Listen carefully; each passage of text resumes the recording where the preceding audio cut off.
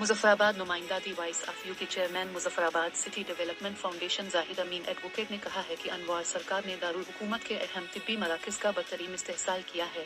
मुतकब्बिर हुक्मरानों ने इस्लाह और बेहतरी के नाम पर इलाज मुआवजा के दस्तयाब वजारा अमल को रोक कर 1 साल के दौरान मुस्तहिक लोगों को खौफनाक अजियत दी है। उन्होंने कहा कि सेहत कार्ड मंजूरी और तहकीकात के अमल में 1 साल ताखीर की वजह से हजारों गरीब मरीज दोहरे अजाब से गुजर रहे हैं। उन्होंने मुतालबा किया कि हुकूमत वक्त के मजीद जिया के बगैर सेहत कार्ड को बहाल कर दे। उन्होंने कहा कि इलाज मुआवजा के लिए परेशान अवाम से शकी और कल्ब अनवार सरकार को कोई गरज नहीं है। चौधरी अनवारुल हक और कर्नल वकार के गठजोड़ और इक़दामात ने आज़ाद कश्मीर को आज़ाद कश्मीर बना दिया है। उन्होंने कहा कि ज़कात मुनाफा फंड से जारिया इलाज मुआवजा की अहम सहूलत को कई महीनों से रोक कर मुस्तहक़ीन को बेपनाह अजियत दी गई है। रिटायर्ड मुलाजमीन के इलाज मुआवजा को भी दुश्वार बना दिया गया है। उन्होंने कहा कि अनवार सरकार ने हेल्थ पैकेज की आड़ में मखसूस सियासी वांतखाब बंदरबांट की है। दारुल हुकूमत के CMH, एम्स, कार्डियक और जिना डेंटल अस्पताल पर कम आबादी और कम तिब्बी दवाओं वाले मराकज को गैर मुनसिफाना तरजीह दी गई है।